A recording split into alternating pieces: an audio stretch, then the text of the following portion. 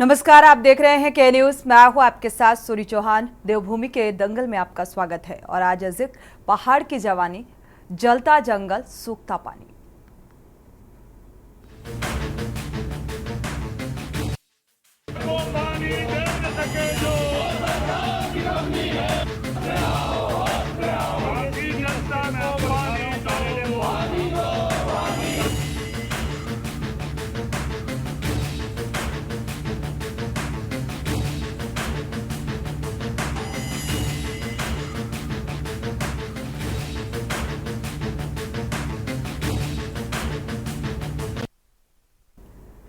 लोकसभा चुनाव के दंगल को जीतने के लिए देश भर में प्रचार प्रसार का दौर लगातार जारी है और इस बीच राज्य के मुख्यमंत्री पुष्कर सिंह धामी की डिमांड लगातार बढ़ रही है। बीजेपी या केंद्रीय नेतृत्व के पसंदीदा युवा नेताओं की सूची में शुमार हैं और सीएम धामी ने दिल्ली, यूपी, झारखंड समेत तमाम राज्यों में पार्टी के पक्ष में रोड शो और जनसभाओं को संबोधित भी किया। और इस बीच उत्तराखंड में मुख्यमंत्री के देश भर में हो रहे कार्यक्रमों पर सियासत भी तेज हो गई है। कांग्रेस का कहना है कि मुख्यमंत्री पार्टी के प्रचार प्रसार में व्यस्त हैं और राज्य की जनसभाओं या जन समस्याओं पर मुख्यमंत्री का ध्यान नहीं है। विपक्ष ने राज्य में बढ़ती वनाग्नि की घटनाएं और साथ ही बिजली पानी की किल्लत की घेराबंदी शुरू कर दी है। कांग्रेस ने पेयजल कटौती के विरोध में जल संस्थान का घेराव कर सरकार के खिलाफ जमकर विरोध प्रदर्शन किया है। साथ ही जल्द समस्या का समाधान न होने पर उग्र आंदोलन की चेतावनी भी दी गई है। वहीं विपक्ष के इस हंगामे के बीच राज्य के जंगलों में फैली आग रुकने का नाम नहीं ले रही है। आलम यह है कि 24 घंटे के अंदर प्रदेश भर में 64 घटनाएं सामने आ चुकी हैं और इस आग की चपेट में आने से सोमेश्वर में 2 मजदूरों की मौत भी हो गई है। बढ़ती वनाग्नि की घटनाओं की रोकथाम के लिए मुख्यमंत्री ने हाई लेवल मीटिंग भी बुलाई। बैठक में जंगलों में लगी आग की रोकथाम, बिजली और पेयजल संकट को दूर करने पर चर्चा भी की गई। सवाल यही कि क्या आखिर क्यों समय रहते सरकार ने पहले तैयारियां नहीं की कि नौबत आज यहां तक पहुंच गई। इसी मुद्दे को लेकर विस्तार से चर्चा करेंगे। पहले आपको रिपोर्ट दिखाते हैं।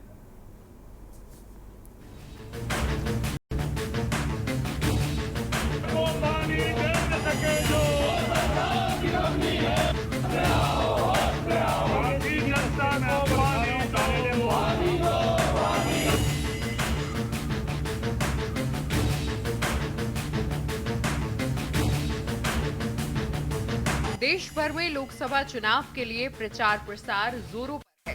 7 मई को लोकसभा चुनाव के लिए तीसरे चरण की वोटिंग होनी है। चुनाव की घड़ी नजदीक आते आते प्रचार और गति पकड़ रहा है। इसी बीच भाजपा केंद्रीय नेतृत्व ने राज्य के मुख्यमंत्री पुष्कर सिंह धामी को बतौर स्टार प्रचारक जगह जगह प्रचार करने के लिए चुनावी मैदान में उतारा है। भाजपा केंद्रीय नेतृत्व के पसंदीदा युवा नेताओं की सूची में धामी शुमार हैं। सीएम धामी ने दिल्ली, यूपी, झारखंड समेत तमाम राज्यों में पार्टी के पक्ष में रोड शो और जनसभाओं को संबोधित किया। इसी बीच उत्तराखंड में मुख्यमंत्री के देश भर में हो रहे कार्यक्रमों पर सियासत गर्मा गई है। कांग्रेस का कहना है कि मुख्यमंत्री पार्टी के प्रचार प्रसार में व्यस्त है और राज्य की जन समस्याओं पर मुख्यमंत्री का ध्यान नहीं है।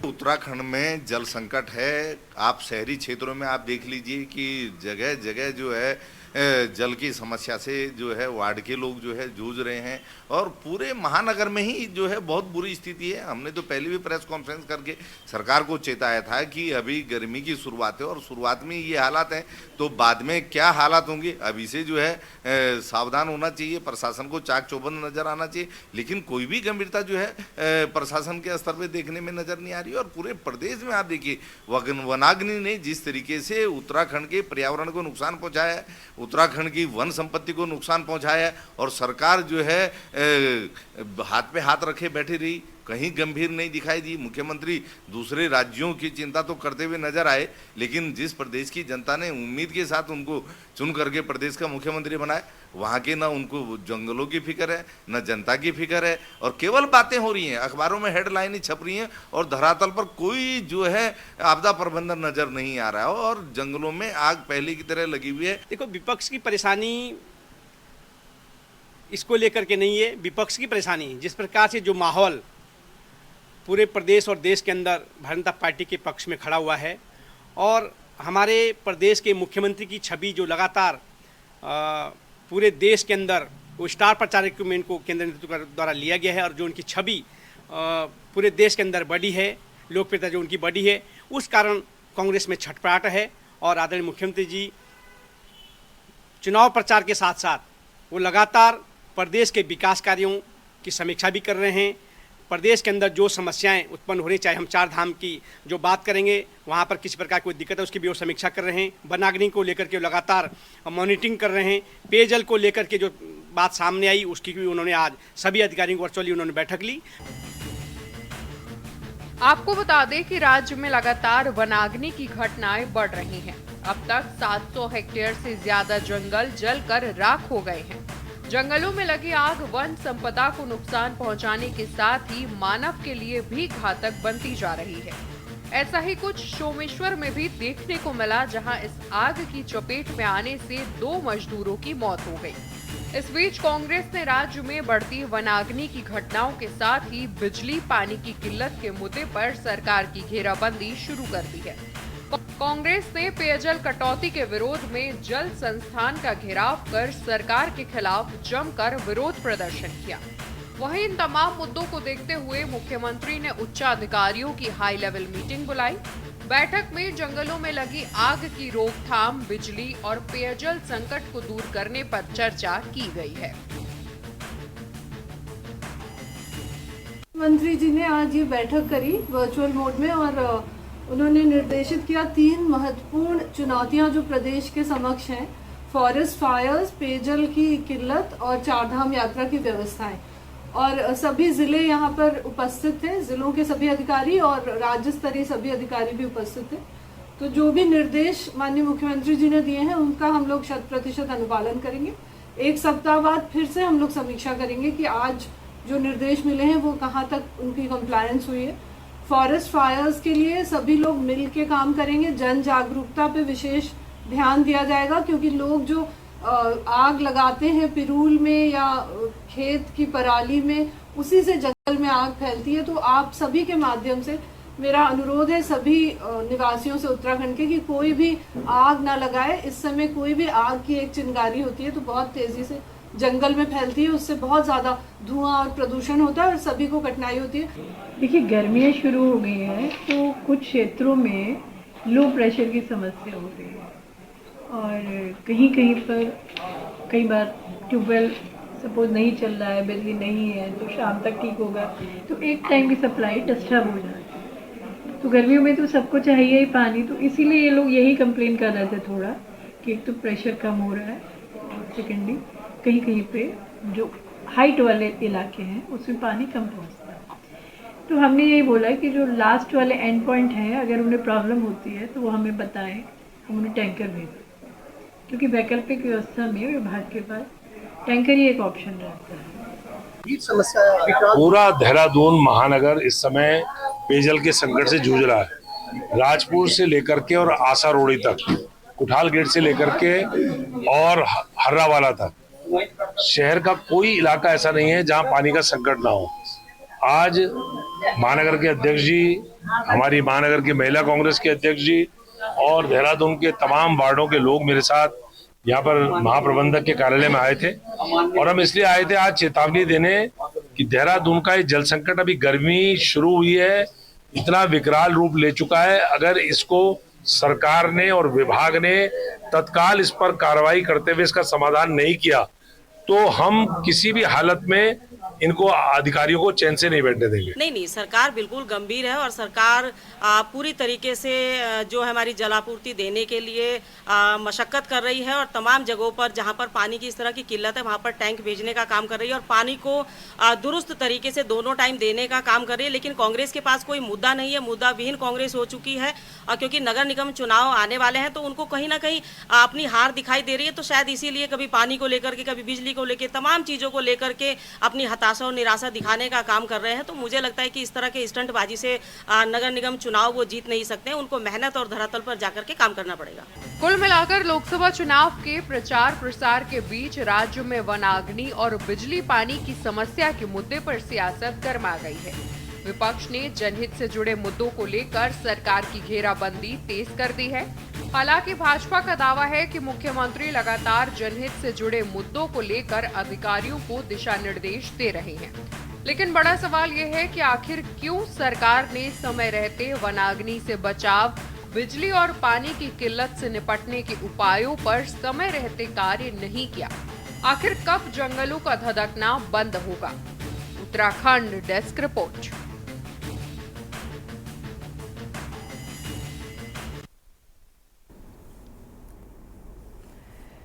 तो देवभूमि के दंगल में आज चर्चा इस बात को लेकर कि लगातार वनाग्नि की जो घटनाएं हैं वो बढ़ती नजर आई, जिसकी वजह से वन संपदा का भारी नुकसान और अब बिजली और पानी की किल्लत, जिसको लेकर विपक्ष सवाल उठा रहा है। जल आपूर्ति मंत्री से भी मुलाकात की सूर्यकांत धस्माना ने और एक चेतावनी दी कि अगर इस मांग को अनसुना किया गया तो आंदोलन करने के लिए बाध्य होंगे। ये बात अलग है कि भारतीय जनता पार्टी का कहना है कि नगर निगम चुनाव के लिहाज से ये महज एक आरोप और प्रत्यारोप की राजनीति है।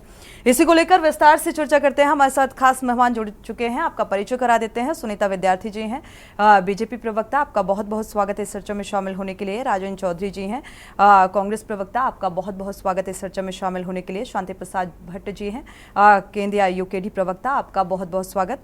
अरुण शर्मा जी हैं, वरिष्ठ पत्रकार, आपका भी बहुत बहुत स्वागत इस चर्चा में शामिल होने के लिए। शुरुआत सुनीता जी से कर लेते हैं। सुनीता जी, वनाग्नि की घटनाएं पिछले कई दिनों से एक चर्चा का विषय बनी हुई है। सोमेश्वर में 2 मजदूरों की मौत भी हो चुकी है और ऐसे में एक वन संपदा का भी भारी नुकसान का आकलन किया जा रहा है। इसको लेकर सरकार की कोई ठोस रणनीति अभी तक निकलकर सामने नहीं आ रही। हाई लेवल मीटिंग की गई और अब बिजली और पानी की किल्लत से उत्तराखंड वासी जूझते हुए नजर आ रहे हैं। जी सोनी जी, देखिए अभी जिस प्रकार जो वनाग्नि की है उस पर लगातार सरकार काम कर रही है और आज हाई लेवल मीटिंग भी माननीय मुख्यमंत्री जी द्वारा ली गई है, जिसमें तमाम अधिकारियों को निर्देशित किया है कि सभी लोग अपने अपने इस विभाग में जो डिफरेंट प्रभाग होते हैं उनको लेकर सभी लोग जो है सजग हो जाएं और सभी की ड्यूटीज जो है वो वहां पे लगा दी गई हैं। जो वॉचर्स होते हैं, फायर वॉचर्स होते हैं, उनको भी साफ हिदायत दे दी गई है कि वो हर प्रकार से सुरक्षा संबंधी सभी चीजें और सभी सुविधाएं वहां पे पर्याप्त रखें। और लगातार जो है देखिए चुनौती है और इस बार जो है जितने अभी जो अभी आंकड़े आए हैं, बहुत ज्यादा जगह पे अग्नि लगी हुई है जहाँ पे सरकार द्वारा कंट्रोल भी किया गया है और डीएफओ के माध्यम से जितने भी हमारे यहाँ पे पुलिस संबंधी भी जो भी इनके जो सहायता ली जाती है वो भी सभी जगह दी गई है। लेकिन अभी आज का जो मुख्य उद्देश्य है हाई लेवल मीटिंग का, वो यही है कि हम लोग जो है इस पे और ज्यादा तत्परता से लोगों के बीच में जाए, कहीं पे भी जान माल की हानि ना हो। और जिस प्रकार से अभी मजदूरों के हताहत होने की खबर मिली थी वो भी एक ठीक है। सुनीता जी, चर्चा में वापसी करेंगे, माफी के साथ आपको रोकना चाहेंगे। कन्नौज का रुख करते हैं जहां पर सीएम योगी आदित्यनाथ पहुंचे हुए हैं, चुनावी जनसभा को संबोधित कर रहे हैं। सुनिए जरा। राम जन्मभूमि पर हमला,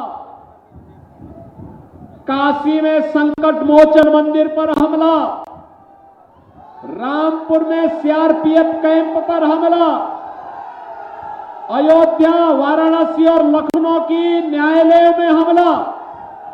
बहनों और भाइयों, आस्था पर भी प्रहार हो रहा था और साथ साथ न्यायपालिका पर भी और सुरक्षा बलों पर भी और समाजवादी पार्टी के लोग बेशर्मी के साथ इन आतंकवादियों के मुकदमों को वापस ले रहे थे। तब न्यायालय ने टिप्पणी की थी, न्यायालय ने कहा था, समाजवादी पार्टी के खिलाफ टिप्पणी की थी, कहा था आज आतंकवादियों के मुकदमों को वापस लोगे, कल इन्हें पद्म पुरस्कार से नवाजोगे, देश के अंदर क्या संदेश आएगा, आम जनता की सुरक्षा का क्या होगा। और बहनों और भाइयों, न्यायालय ने समाजवादी पार्टी को रोका था। जो आतंकवाद के समर्थक होंगे, क्या आप उनको समर्थन देंगे? क्या क्या उनको समर्थन देकर के पाप करेंगे? अपनी आने वाली पीढ़ी को और वर्तमान पीढ़ी को असुरक्षित करेंगे क्या? बहनों और भाइयों, एक तरफ समाजवादी पार्टी और कांग्रेस का ये कृत्य और दूसरी तरफ आतंकवाद मुक्त भारत। समाजवादी पार्टी की सरकार के समय प्रदेश में दंगे होते थे, लगातार दंगे, हर दूसरे दिन दंगे, महीनों महीनों कर्फ्यू। 7 वर्ष में कोई दंगा नहीं हुआ, कोई कर्फ्यू नहीं लगा। और बहनों भाइयों, दंगा और कर्फ्यू की बात तो दूर, एक तरफ अयोध्या में रामलला विराजमान हो गए और दूसरी तरफ जितने बड़े बड़े माफिया थे, इनकी भी राम नाम सत्य है कि यात्रा निकल रही है, निकल गई है ना। अब यही पीड़ा है समाजवादी पार्टी की। अभी सुब्रत पाठक कह रहे थे ना कि बाबूजी सरदेव कल्याण सिंह जी का पूरा जीवन प्रदेश के विकास के लिए समर्पित था, राम जन्मभूमि के लिए समर्पित था। उनकी मृत्यु हुई, समाजवादी पार्टी के लोगों ने एक भी शब्द संवेदना की व्यक्त नहीं की। जबकि मुलायम सिंह जी की मृत्यु हुई थी, मैं स्वयं, मेरे प्रदेश अध्यक्ष, हम लोग उनके गांव गए थे, श्रद्धांजलि देने के लिए गए थे, क्योंकि वो पूर्व मुख्यमंत्री थे। लेकिन सरदेव बाबूजी कल्याण सिंह जी का निधन हुआ, समाजवादी पार्टी ने एक भी शब्द नहीं व्यक्त किया। तो कन्नौज यानी कि इत्र की नगरी में 12 साल बाद चुनावी मैदान में है समाजवादी पार्टी के मुखिया अखिलेश यादव और चुनावी जनसभा को संबोधित कर रहे थे। यहां पर सीएम योगी आदित्यनाथ निशाना साधते हुए नजर आए। चुनावी दंगल में वापस लौटते हैं देवभूमि के दंगल में और चर्चा करते हैं। सुनीता विद्यार्थी जी की प्रतिक्रिया जो निकलकर सामने आई, कांग्रेस प्रवक्ता भी जुड़े हुए हैं, राजेंद्र चौधरी जी का रुख कर लेते हैं। वनाग्नि की घटनाएं, साथ ही अब एक अहम मुद्दा जो निकलकर सामने आ रहा है बिजली और पानी की किल्लत। राजेंद्र जी, और भारतीय जनता पार्टी का ऐसा मानना है कि विपक्ष के पास कोई मुद्दा नहीं है, इसलिए इस तरीके के आरोप प्रत्यारोप का दौर शुरू कर दिया है। क्या है हकीकत? विपक्ष के पास तो बहुत मुद्दे हैं। मुद्दा तो जो सत्ता पक्ष है उसके पास सिर्फ एक ही है, वो है हिंदू मुसलमान। पिछले 18 महीनों में 4 बार बिजली के रेट बढ़ाए गए। अभी पिछले सप्ताह भी 7% बढ़ाया। और बहुत दुख की बात है कि सिर्फ घरेलू और किसान उपभोक्ताओं पर बिजली के बिल बढ़ाए गए रेट, उद्योगपति पर नहीं बढ़ाए। जो हमारी पार्टी बार बार कह रही है कि भाजपा जो है वो उद्योगपतियों की मित्र है, ये उत्तराखंड नियामक आयोग ने सिद्ध कर दिया, नंबर 1। नंबर 2, जो हमारे मुख्यमंत्री हैं उन्हें चिंता उत्तराखंड राज्य की क्यों हो? सबसे बड़ा सवाल है। जब 2022 में चुनाव हुए तो इस राज्य की जनता ने उन्हें हरा दिया और हराने के बाद भी वो मुख्यमंत्री बन गए। तो इसलिए उन्हें जनता के सरोकार से कोई संबंध नहीं है। कहीं दिल्ली जाएं, छत्तीसगढ़ चले जाएं, बरेली चले जाएं, कहीं मद्रास चले जाएं, वो कहीं भी जा सकते हैं, स्टार प्रचारक हैं। क्योंकि सत्ताधारी दल का या किसी भी पार्टी का मुख्यमंत्री स्टार प्रचारक होता ही है। जंगलों में भारी आग है, समय से क्यों नहीं व्यवस्था की गई? जब फायर सीजन होता है, मैं आपको बताना चाहूंगा, जैसे मॉनसून सत्र होता है ऐसे ही फॉरेस्ट में फायर सीजन होता है। 20 अप्रैल से 25 मई 30 मई तक फायर सीजन होता है, मॉनसून आने से पहले तक। उसकी कोई व्यवस्था नहीं की, कोई उसके लिए तैयारी नहीं की। और अभी जो पानी की समस्या है, मैं यहाँ रुड़की में रहता हूँ।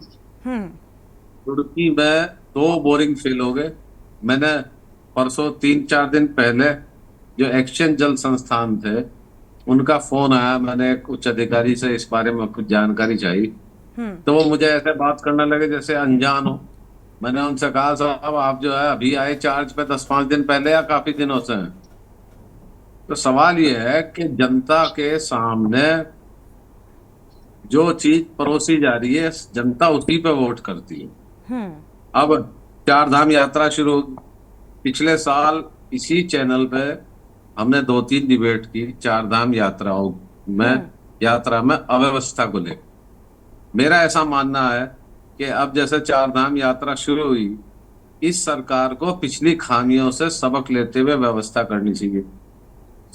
ठीक बात। ना तो वहां ट्रांसपोर्टेशन की व्यवस्था हुई, ना महिलाओं के लिए शौचालय की हुई, ना पीने के पानी की हुई, ना परमानेंट जो है वहाँ डॉक्टर्स की व्यवस्था हुई, ना वहाँ कोई अगर इमरजेंसी कोई ऐसा, चूंकि पर्वतीय क्षेत्र है, कोई ऐसी प्राकृतिक आपदा आ जाए तो 10-5 हजार लोगों को कहाँ रोकेंगे, कैसे बैठाएंगे, वो व्यवस्था नहीं।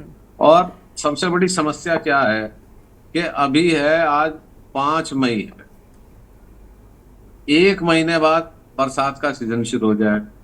बरसात का सीजन शुरू होगा तो हमारे यहाँ जो मैदानी क्षेत्र है वहां जल भरा होगा, जल भरा होगा तो डेंगू फैलेगा। तो ये सरकार पिछले साल हमारे यहाँ इतनी भयंकर बाढ़ आई, इतना नुकसान हुआ, उसका मुआवजा नहीं दिया और अभी आगे की तैयारी नहीं कर रही। और अगर आप इनसे पूछोगे तो कभी यशस्वी बता देंगे, कभी कुछ और बताएंगे, कोई कुछ और बता देगा। ठीक है, सुनीता जी से इस बात का जवाब लेंगे। प्रतिक्रिया पहले ले लेते हैं सभी मेहमानों से। शांति प्रसाद जी का रुख कर लेते हैं। शांति प्रसाद जी, अभी तक वनाग्नि की घटनाएं जिसको लेकर चर्चाएं जोरों पर, और अभी तक एक तरीके से देखा जाए तो ये मुद्दा अभी शांत नहीं हुआ था कि बिजली और पानी की किल्लत सामने आ रही है, जो कि पहाड़ के लिए ये कहा जाता है कि पहाड़ की जवानी और पहाड़ का पानी और पानी की किल्लत यहाँ पर नजर आ रही है। शांति प्रसाद जी, क्या वजह?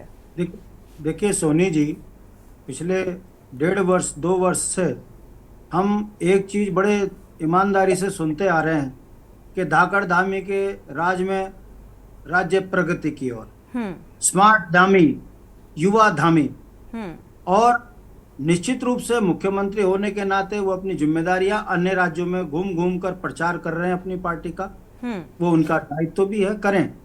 मगर दूसरी ओर जब पूरा राज्य जल रहा है, ऐसे में मुख्यमंत्री की चुप्पी ये बताती है कि उन्हें उत्तराखंड जलने की चिंता नहीं है। पानी का संकट, अभी गर्मी शुरू नहीं हुई है और पानी का संकट हो गया, अस्थायी राजधानी में त्राहिमाम हो रहा है। तो पहाड़ी क्षेत्रों में क्या दुर्गति होगी ये बताने के लिए काफी है कि पहाड़ में गांव के गांव गए हैं पानी की किल्लत। अभी आप देख लीजिए, यात्रा शुरू नहीं हुई, 10 मई को यात्रा की शुरुआत होगी और केदारनाथ में पंडा पुरोहित धरने पे बैठने का प्रोग्राम बना चुके हैं। मूल निवासियों की केदारनाथ में दुकानें उजाड़ दी हैं। इससे पता चलता है कि ये व्यापारियों की पार्टी उत्तराखंड के अंदर पिछले अनुभवों से सबक ना लेकर केवल और केवल जहां आर्थिक लाभ है ठेकेदारी देने में लगी है और उत्तराखंड की समस्याओं से अनदेखी करने में लगी है। मैं पूछना चाहता हूं कि जब केदारनाथ यात्रा 24 शुरू भी नहीं हुई, आपने क्यों केदारनाथ को उजाड़ दिया? क्यों वहां के मूल निवासियों की दुकानें खत्म कर दी? अगर इसके मूल जड़ में जाओगे तो ये व्यापारियों की पार्टी है, इन्हें ठेका और कमीशन खाने की आदत पड़ गई है। राज्य जाए भाड़ में। ऋषिकेश में जाम लगा हुआ है सोनी जी, अगर आप अभी भी फोन करके पता करेंगे तो 6-6 घंटे जाम में फंसे हुए हैं यमकेश्वर नीलकंठ यात्रा के यात्री, और जो है चारधाम यात्रा में जाने वाले यात्री जो हैं वो यहाँ फंसे हुए हैं ऋषिकेश में। ये अव्यवस्थाएं अभी शुरू हो चुकी है, तो आप सोचिए अभी तो शुरुआत होगी तब कितना बुरा हाल होगा। मेरा कहने का मतलब है देवभूमि के अंदर ना तो पानी पहाड़ के लोगों के काम आ रहा है और जवानी सड़कों पे पिट रही है, रोजगार बिक रहे हैं। ये तब हो रहा है कि जिस सरकार को हम बड़ी ईमानदार और सुशासन वाली सरकार कहते हैं, ये सरकार देवभूमि में शराब के ठेके तो खोल रही है मगर अवसर रोजगार के और विकास के बिल्कुल भी देने को तैयार नहीं है।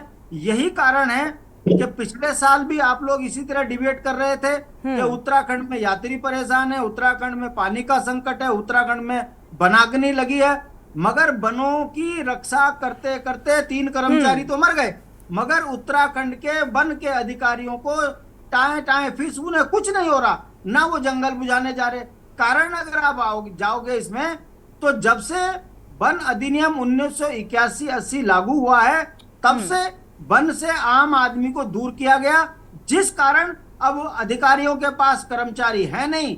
जंगल में यही लोग जाते हैं, यही रिसोर्ट खुलवाते हैं, यही आग लगवाते हैं, क्योंकि पेड़ लगाने का इनके पास एक मिशन है। करोड़ों के पेड़ दिखाते हैं, उसके बाद अग्नि में बुझे जले हुए दिखा देते हैं। ये जो धंधा है इस कारण उत्तराखंड जो है आज गर्त में डूब गया है, चाहे फिर वो वन में अग्नि का मामला हो, पेयजल संकट का मामला हो, यात्राओं में असुविधा का हमारे साथ मामला हो। अरुण शर्मा जी भी जुड़े हुए हैं। एक बार प्रतिक्रिया ले लेते हैं शांति प्रसाद जी, क्योंकि मुद्दे भी अनेक हैं और देखा जाए तो पहले चरण में उत्तराखंड की 5 लोकसभा सीटों पर चुनाव संपन्न हो चुका है अरुण जी, और ऐसे में अब भारतीय जनता पार्टी का यह मानना है कि नगर निगम चुनाव को लेकर यह आरोप और प्रत्यारोप की बयानबाजी सामने आ रही है, लेकिन हकीकत देखा जाए तो हकीकत जो है वो अब पानी की किल्लत से जो शहरी क्षेत्र हैं वो फिलहाल उत्तराखंड वासी हैं वो जूझते हुए नजर आ रहे हैं। इसको लेकर सरकार का क्या कुछ रोड मैप होना चाहिए और आखिर ये नौबत क्यों आई? वक्त एक छोटे से ब्रेक का हो रहा है। ब्रेक से जब वापस लौटेंगे तो इस पर हम चर्चा करेंगे। अरुण शर्मा जी आपका रुख करेंगे और विस्तार से चर्चा करेंगे। यहाँ रुकेंगे एक छोटे से ब्रेक।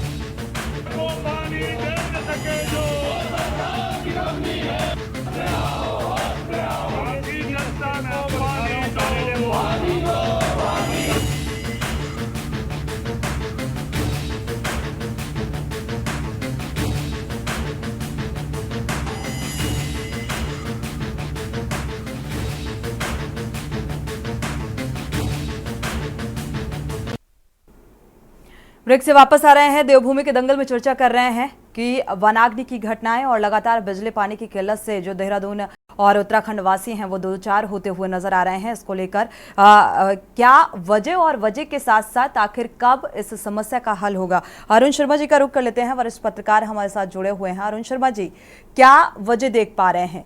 क्या सरकार वाकई इन मुद्दों को लेकर गंभीर है, और गंभीर है तो फिर ऐसी स्थितियां निकलकर सामने क्यों आ रही हैं? देखिए, मौसम विभाग ने पहले ही ये घोषणा कर दी थी कि इस बार भीषण गर्मी पड़ेगी। और दूसरी चीज, जो वनाग्नि की घटनाएं हैं ये हर साल होती है, कोई ऐसा नहीं है कि पहली बार हो रही है, हर साल होती है। तभी तो सवाल उठता है, यही एक्सरसाइज चलती है। लेकिन ये सवाल बड़ा अहम है कि जब आपको पता है कि इस तरह की घटनाएं होती हैं तो आपने कौन सी तैयारियां की थी? अगर तैयारी की थी तो ये स्थितियां सामने ना आती। आप कह रही है कि पिछले 24 घंटे में 64 घटनाएं आई हैं।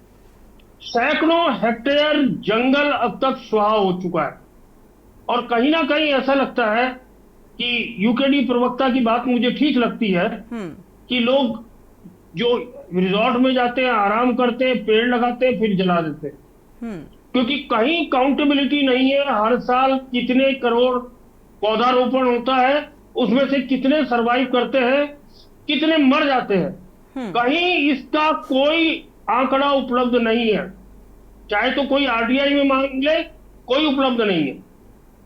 और हकीकत यह है कि मुझे लगता है कि कहीं ना कहीं, देखिए, कुछ आपदाएं कुछ जगह हो सकती हैं, ये स्वीकार करने में कोई दिक्कत नहीं है, लेकिन सब जगह ये आपदा प्राकृतिक है ये मानने को भी दिल तैयार नहीं। बिल्कुल, कहीं ना कहीं ये लगता है कि कई जगह पे ये मानव जनित आपदा है।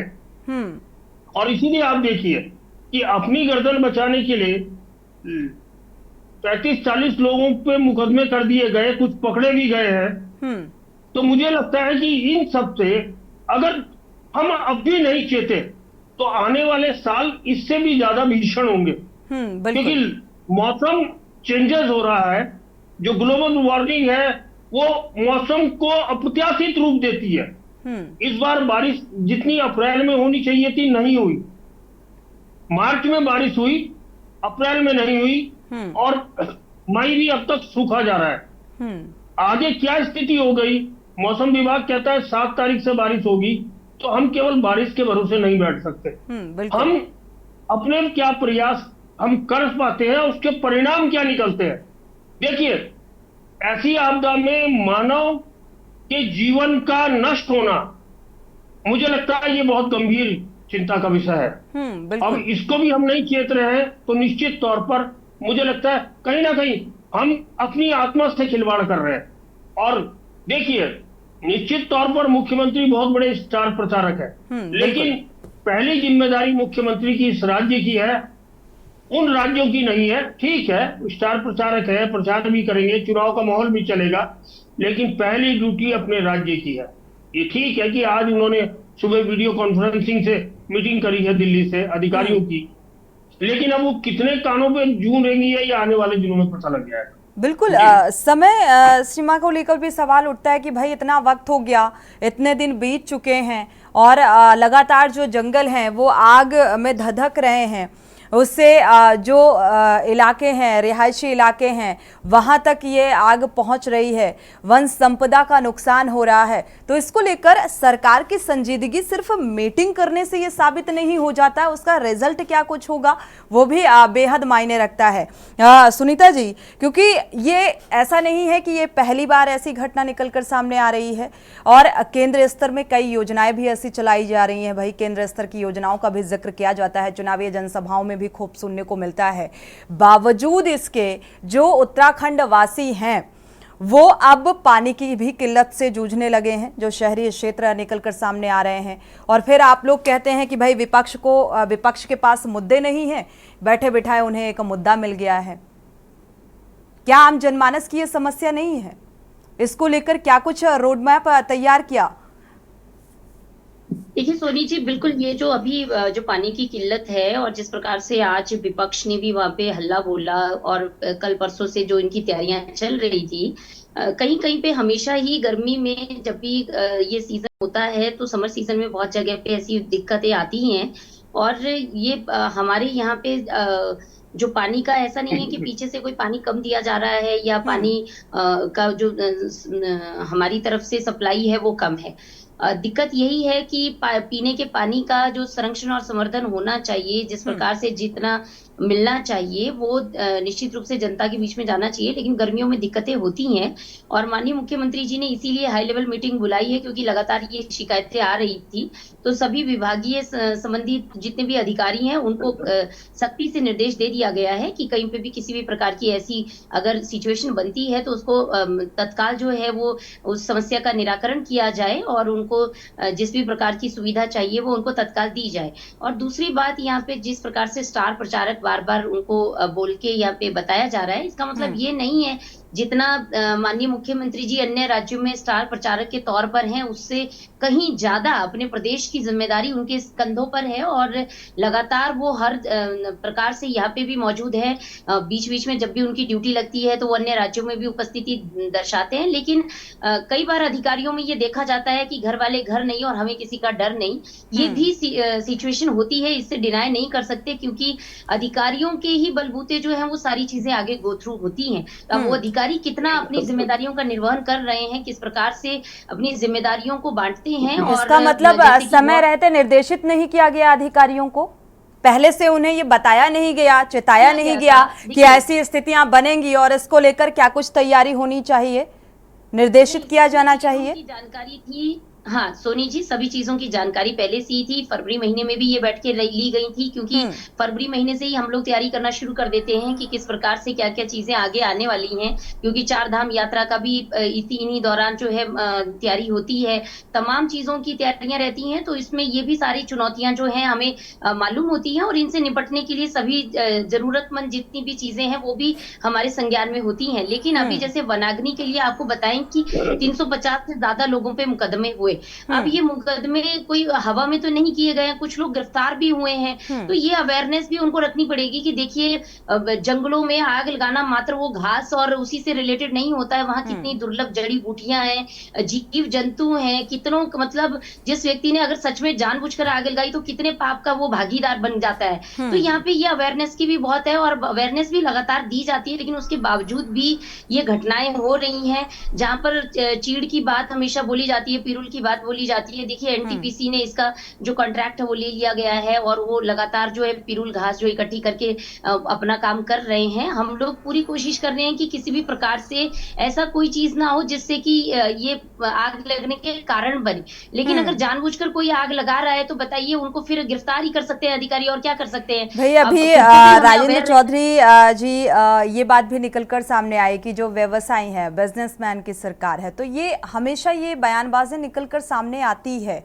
और क्योंकि उत्तराखंड जो वासी हैं उनके लिए ये बेहद मायने रखता है। बिजली के दाम में इजाफा किया गया, इस बात का भी जिक्र किया गया राजेंद्र चौधरी की तरफ से, और लगातार अब पानी की किल्लत से दो चार होना पड़ रहा है। तो इसको लेकर अगर, और ये शुरुआती दौर है, अभी गर्मियों की शुरुआत है, मई का महीना है, और ऐसे में ये शुरुआती दौर में ऐसी स्थितियों से दो चार होना पड़ रहा है कि भाई विपक्षी नेताओं को जाकर अब धरना प्रदर्शन करने तक की नौबत आ गई है। राजेंद्र चौधरी जी का रुख कर लेते हैं। राजेंद्र जी, सरकार की संजीदगी को लेकर लगातार आप लोग सवाल उठा रहे हैं, भाई नगर निगम के इलेक्शन आने वाले हैं, या फिर वास्तविकता से विपक्ष को लेना देना है, क्योंकि ये सूर्यकांत धस्माना जल आपूर्ति मंत्री से मुलाकात करने के लिए पहुंचते हैं और चेतावनी भी देते हैं कि आंदोलन किया जाएगा। हालांकि वैकल्पिक व्यवस्था का आश्वासन दिया गया है। नहीं, इसमें ऐसा है, ये जनता ने ही इस बात को उठाया। जो पार्षद गण हैं, जो क्षेत्रीय निवासी हैं, जब उनके द्वारा संपर्क किया गया, बताया गया, और जो जो व्यक्ति जहाँ निवास करता है वहां ज्यादातर पीने के पानी की समस्या है। जब ये सारी बातें जो है शिकायतें बढ़ती बढ़ती चली गई, विपक्ष के नेताओं को अवगत कराया गया क्षेत्रीय जनता के द्वारा। जी जी जी जी, मैं बताऊंगा आपसे जी। हमारे यहाँ 1.5 साल से एक बोरिंग काम नहीं कर रहा सिविल लाइंस में, जहाँ तमाम अधिकारी रहते हैं, कुलीन वर्ग के लोग हैं, और जगह चिन्हित नहीं की गई। अभी 1.5 साल हो गया उसमें। ऐसा मुझे जेई ने बताया, एक्सीएन ने बताया। मैं एक बात कहूंगा आपके माध्यम से, हमारे यहाँ पिछले 18 महीने में 4 बार बिजली के रेट बढ़े।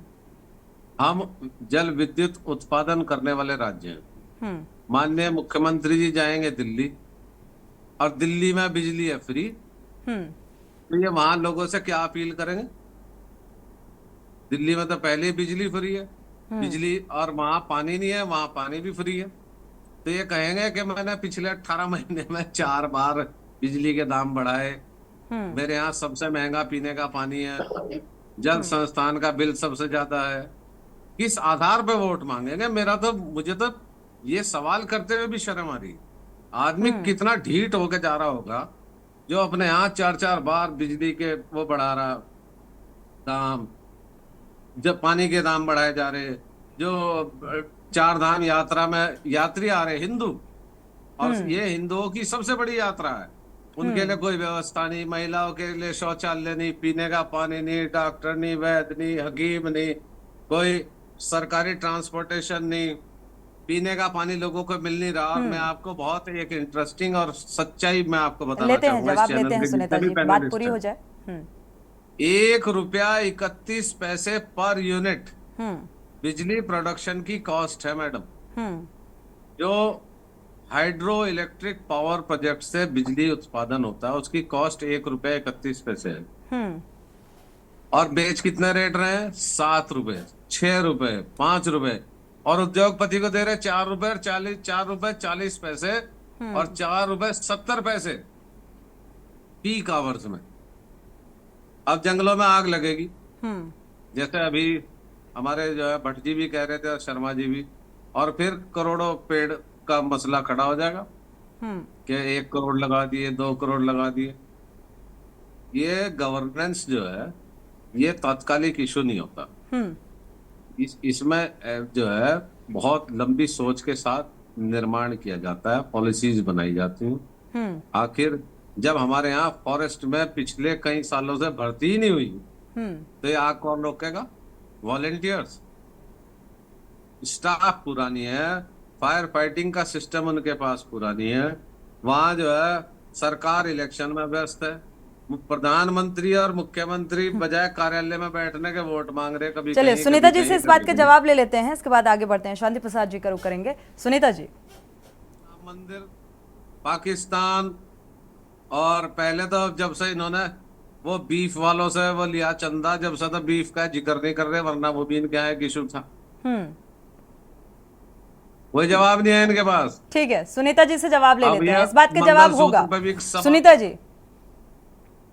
देखिए ऐसा है, ये जितनी बातें इन्होंने चौधरी जी ने यहाँ पे रखी, ये इन्हीं के मसले हैं और इन्हीं के मुद्दे हैं और इन्हीं के द्वारा जो बात का बतंगड़ नहीं, बनाया कौन सी गया बात है वो मैंने भी गलत इन्हीं कही? के द्वारा है। क्या अभी क्या सुन आपके यहाँ लीजिए, जो बिजली चारधाम महंगी यात्रा हुई? के लिए सुविधाओं की यहाँ पे बात कर रहे हैं चौधरी जी, इस बार जरूर चारधाम यात्रा पे जाएं और पैदल, जिस मार्ग से पैदल जाना होगा उससे पैदल जाएं, ताकि इनको पुण्य लाभ के साथ साथ में हमारा विकास भी दिखे।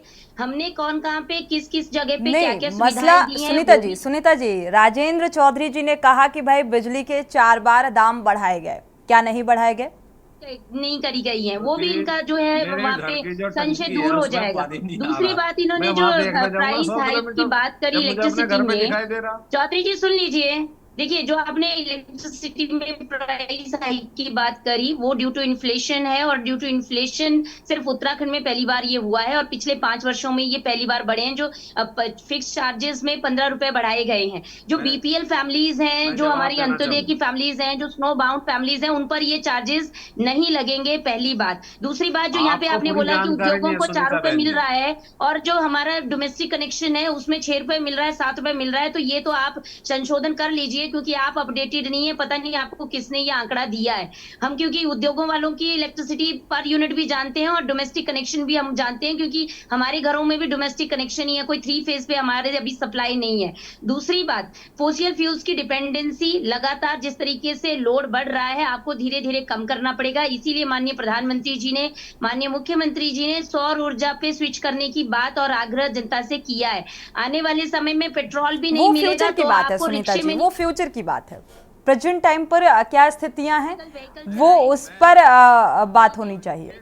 टेक्नोलॉजी, अभी मेरी बात कंप्लीट होने दीजिए। देखिए आपने इतने सवाल दागे हैं तो उसका आंसर तो देना ही पड़ेगा। दूसरी बात, यहाँ पे यूकेटी के जो प्रवक्ता है उन्होंने बोला कि अधिकारी खुद आग लगाते हैं क्योंकि उनको दिखाना होता है जो पौधे उन्होंने लगाए हैं कि वो लगे हैं या नहीं लगे हैं। तो इसकी भी जांच होनी चाहिए कि किस प्रकार से भट्ट जी ने जो है ये बात यहाँ पे रखी। ठीक है, शांति प्रसाद जी, राजन जी इस बात का जवाब, ठीक है, बहुत कम शब्दों में दीजिएगा क्योंकि शांति प्रसाद जी का रुख करना है जी। मुझे आधी मिनट दीजिए जी। अभी मंगलसूत्र की बात कर रहे थे, कोई तो इनके पार्टी में वो मंगलसूत्र पे बात कर रहे हैं जो खुद कभी पहनते ही नहीं, जिनको पता ही नहीं मंगलसूत्र क्या होता है। ठीक है, ये एक अलग मसला है, ये राजनीति का एक अलग मसला है और इसमें बहुत राजनीति हो भी रही है। राजन जी जल्दी से अपनी बात पूरा कर लीजिए, शांति प्रसाद जी का रुख करेंगे। धर्म आपने नहीं छोड़ा, महिलाओं को उल्टा सीधा बोलना आपने नहीं छोड़ा, अब आप मंगलसूत्र की भी बात करने आगे, कुछ तो छोड़ दीजिए। सुनीता जी, कांग्रेस के लोगों को किस तरीके की बातें करते हैं ये लोग, इनकी बहन बेटियां बहू नहीं है क्या घर में? हाँ है वो। ठीक है, शांति प्रसाद जी का रुख कर लेते हैं। शांति प्रसाद जी, शक्ति से लड़ेंगे। सुनीता जी जो कह रही हैं इस बात से कितना इत्तेफाक रखते हैं आप, क्या कितनी सच्चाई नजर आ रही है?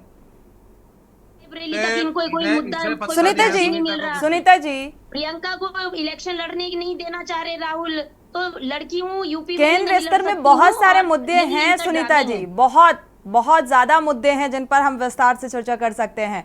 उत्तराखंड की जरूरत अभी फिलहाल क्या है, जो आम जनता उन समस्याओं से दो चार हो रही है उसको निजात दिलाने के लिए क्या कुछ रणनीति होगी राज्य सरकार की, उस पर हम बात करेंगे। मैं कहना चाहूंगा, उत्तराखंड में बिजली पैदा होती है और उत्तराखंड के किसान को फ्री बिजली नहीं है, दिल्ली के किसान को फ्री बिजली है, पंजाब के किसान को फ्री बिजली है, राजस्थान के किसान। तिवारी जी को टीरी टैम इतने मेगावाट का है, वहां से भी आपसे 12%। चलिए ठीक है, राजेंद्र जी और सुनीता जी आपका रुख करते हैं, शांति प्रसाद जी का रुख कर लेते हैं। शांति प्रसाद जी, क्या है जमीनी हकीकत? 10 मई से अभी चारधाम यात्रा की शुरुआत होने वाली है, बिजली के रेट 4 बार बढ़ चुके हैं, पानी की किल्लत से जूझ रहे हैं लोग, और ये जलापूर्ति उस वक्त कैसे हो पाएगी क्योंकि भारी तादाद में जो है श्रद्धालु यहाँ पर पहुंचने वाले हैं, उन तमाम व्यवस्थाओं को लेकर भी सवाल।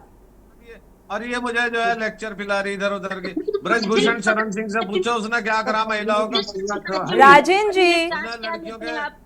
राजेंद्र जी, सुनीता जी आप किस मुद्दे पर बात कर रहे हैं? उत्तराखंड में प्राइस हाइक जो हुआ है वो, उत्तराखंड में मुझे लगता है इतने मुद्दे ऑलरेडी हैं जिन पर बात की जा सकती है, केंद्र स्तर के मुद्दों पर बात करना उचित नहीं है, ऐसे तो बहुत सारे मुद्दे हैं जिन पर हम बात करेंगे। श्रुति, इन्हें टैरिफ प्लान के बारे में जानकारी नहीं है, नंबर 1। मालूम है पूरा नंबर 2, 425 का पड़ा है हाँ, मेरे पास। गूगल पे चेक कर लो ना, बैकग्राउंड से ही गूगल हूँ। पे आप तो ये चेक कर फालतू लीजिए। राजन जी सब आप ही बता देंगे तो फिर वो चेक क्या करेंगी? गूगल करने का मौका तो दीजिए राजन जी प्लीज। सुनीता जी आप भी शांत हो जाइए। शांति प्रसाद जी का रुख करेंगे।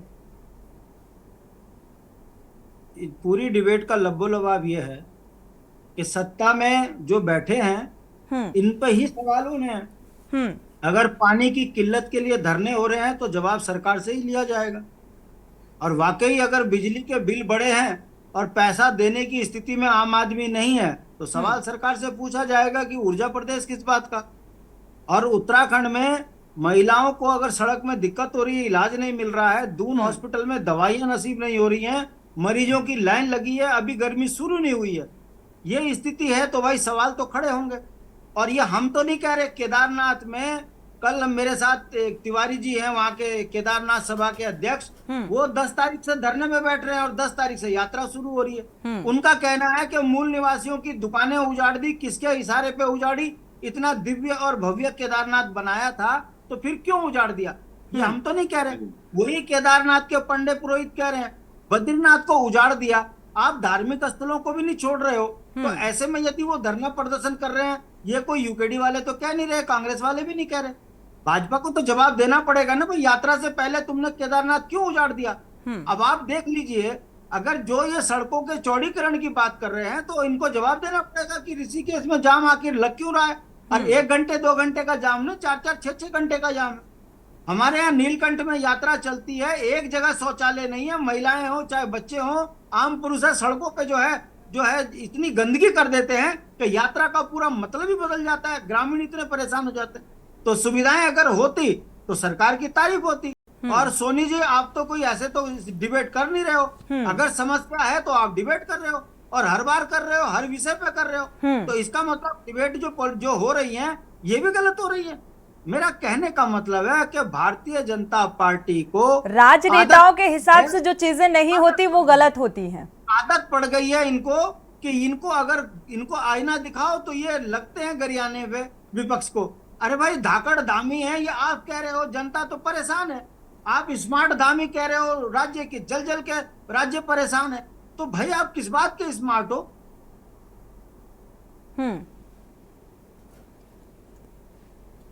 अबे भारतीय जनता पार्टी अपने ही किए हुए जालों में फंस रही है, और ये पूंजीपतियों की पार्टी है, केवल चंदा उगाना इन्हें आता है, कमीशन खाना इन्हें आता है। यही कारण है कि नौकरियां ये बेच रहे, संसाधन ये बेच रहे, राज्य की अस्मिता को ये बेच रहे, हर जगह पर इनके ऊपर सवाल खड़े हो रहे हैं, मगर ये बड़ी बेशरमाई से विपक्ष के ऊपर आरोप लगाकर बचने का प्रयास करते हैं। हमारा यह कहना है कि जिस राज्य से पूरे देश को पानी दिया जाता है, यदि उस राज्य के नागरिकों के गले सूख रहे हैं पानी के लिए, तो इससे ज्यादा शर्म की बात सत्ता में बैठे सत्ताधीशों के लिए नहीं है। जिस राज्य में ऊर्जा पैदा होती है, उस राज्य में बिजली के रेट अगर 7 रुपए हो तो शर्म की बात है उसमें सत्ता में बैठे लोगों के लिए कि वो अपने राज्य में नौकरियां दे नहीं पा रहे हो, और हर साल बिजली पानी में टैक्स बढ़ाते हो। बिजली पानी से लेकर मकानों पे टैक्स लगा देते हो, जमीनों पे टैक्स बढ़ा देते हो, दवाइयों पे टैक्स, कहां चूसोगे आदमी को? ये पार्टी कफन पे टैक्स लगा देती है और शिक्षा पे टैक्स लगा देती है, इससे ज्यादा निर्लज बात। चलिए फाइनल कमेंट अरुण शर्मा जी का ले लेते हैं। अरुण शर्मा जी का रुख कर लेते हैं। जनता समझेगी। चलिए तो फिर तो देखा जाए, फिलहाल देवभूमि के दंगल में अब किल्लत इस बात की कि जो इस बात से फेमस है कि पहाड़ का जवानी और पहाड़ का पानी, और पानी की किल्लत से उत्तराखंड वासी जो हैं वो अब जूझते हुए नजर आ रहे हैं। फिलहाल कांग्रेस प्रवक्ता हमारे साथ राजेंद्र चौधरी जी जुड़े हुए हैं। फाइनल कमेंट ले लेते हैं राजेंद्र जी, क्योंकि अब देखा जाए धर्म के नाम पर भारतीय जनता पार्टी लगातार राजनीति करती हुई नजर आ रही है, और अब केदारनाथ उजाड़ने का जिक्र किया है शांति प्रसाद जी ने। 4 धाम यात्रा की शुरुआत है 10 मई से, और उन तमाम व्यवस्थाओं को लेकर भी सवाल उठ रहे हैं, लेकिन ये भी कहा जा रहा है कि भाई पूर्ववर्ती सरकारें थी, उनसे बेहतर स्थिति हुई है। नहीं, वो ये बिल्कुल इन्होंने गलत कहा कि पूर्ववर्ती सरकारों ने के स्थिति बेहतर है, बिल्कुल बेहतर नहीं है।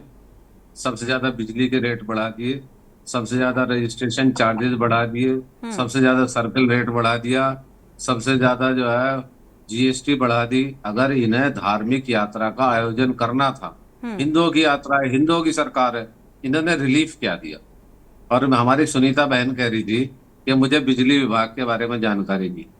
ये पिछले साल की मेरे पास जो सूची आई है वहां से, ये 2022 की है और मैं 2005 तक की आपको लगातार दिखा सकता हूँ। बिजली के लिए इतना संघर्ष मैंने किया, हमारी कांग्रेस पार्टी में नहीं, विपक्ष के भी किसी आदमी ने नहीं किया। लेकिन बहुत दुख की बात है, सरकारें सुनती नहीं। उत्तराखंड में दिल्ली के मुकाबले बिजली जो है 10 गुनी महंगी, राजस्थान के मुकाबले महंगी है, हरियाणा के मुकाबले महंगी है। और ये बहुत शर्मनाक बात है।